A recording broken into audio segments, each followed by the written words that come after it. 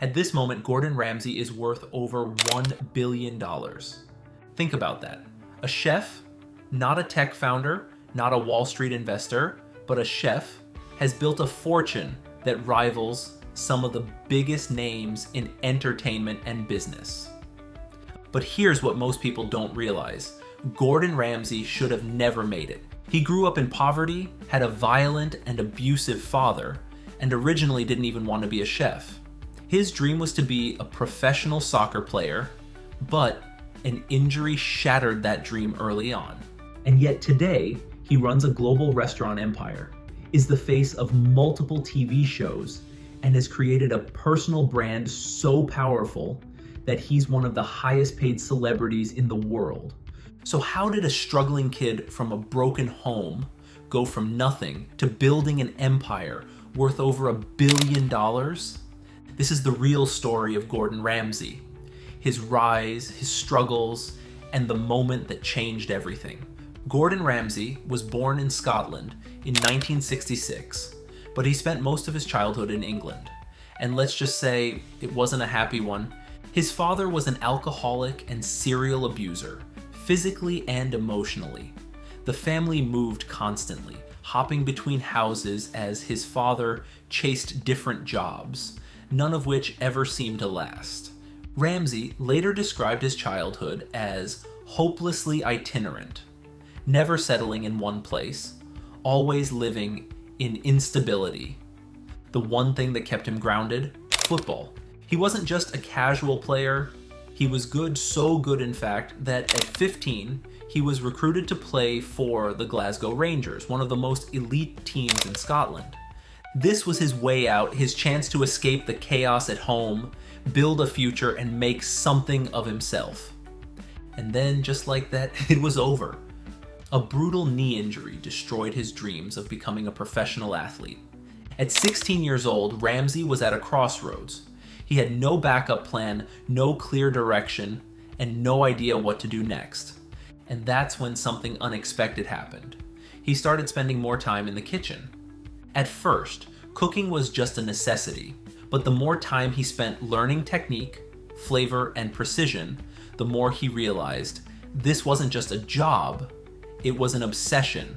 So Ramsay made a bold move. Instead of settling for a normal kitchen job, he set his sights on becoming the best. Now, the culinary world is brutal. It's cutthroat, it's intense, and if you don't have a thick skin, you won't last a week.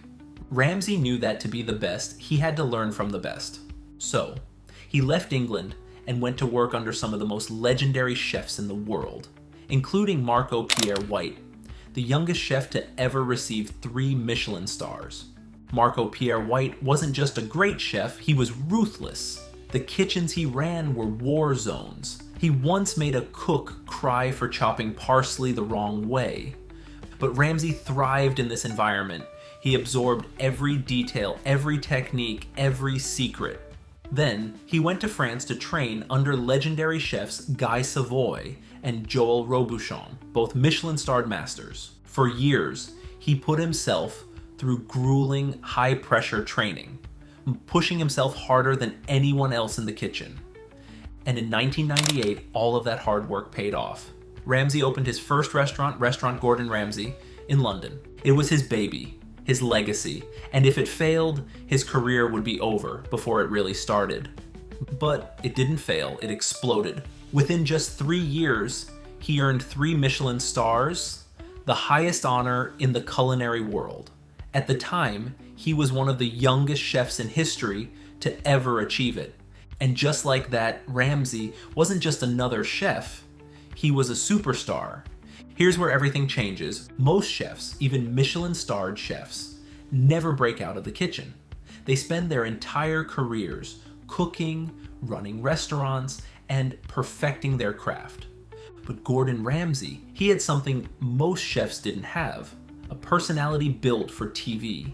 He was intense, he was aggressive, and he had a no BS attitude that made him impossible to ignore. In 2004, he launched Hell's Kitchen, a cooking competition that turned the high-stakes intensity of restaurant life into pure entertainment. The show became an instant hit. People loved watching Ramsay tear into failing chefs, demand perfection, and push people to their limits. And it didn't stop there. Next came Kitchen Nightmares, where Ramsay traveled across the world, saving failing restaurants and brutally calling out their mistakes. Then MasterChef, then Hotel Hell, then a string of cooking shows that cemented him as not just a chef, but a global brand. At this point, Gordon Ramsay was making more money from television and endorsements than he was from his restaurants. But here's what separates Ramsay from so many other celebrity chefs. He never stopped building. Most people, once they get famous, get comfortable, they cash in on their name, put their face on some products, and fade away. Not Ramsay. Today, his company, Gordon Ramsay Holdings, oversees 58 restaurants worldwide. He has licensing deals, product lines, books, digital content, and partnerships with brands like Royal Doulton and Hexclad. And here's the kicker, his global restaurant empire is still growing. In 2021, he launched a $100 million expansion plan, rolling out 100 new restaurants across the US and Europe. His social media presence is massive, with millions of followers on YouTube, TikTok, and Instagram, ensuring that he stays relevant for new generations. He's not just a chef, he's a brand, and as of today, his net worth is estimated at over $1 billion. Gordon Ramsay's story isn't just about becoming a great chef. It's about relentless ambition, reinvention, and never settling.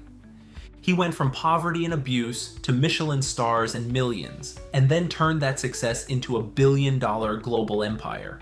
Most people would have stopped after achieving Michelin star success. Ramsay didn't. He expanded, evolved, and built an unstoppable personal brand that turned him into one of the highest paid celebrities in the world. And he's still going. So what do you think? Is Gordon Ramsay the greatest chef turned businessman of all time? Or is there someone else who's played the game even better? Let me know in the comments. And if you love stories like this, check out my deep dive on BlackBerry. Make sure to like, subscribe, and hit that notification bell so you never miss another business breakdown. And then thanks for watching, and I'll see you in the next one.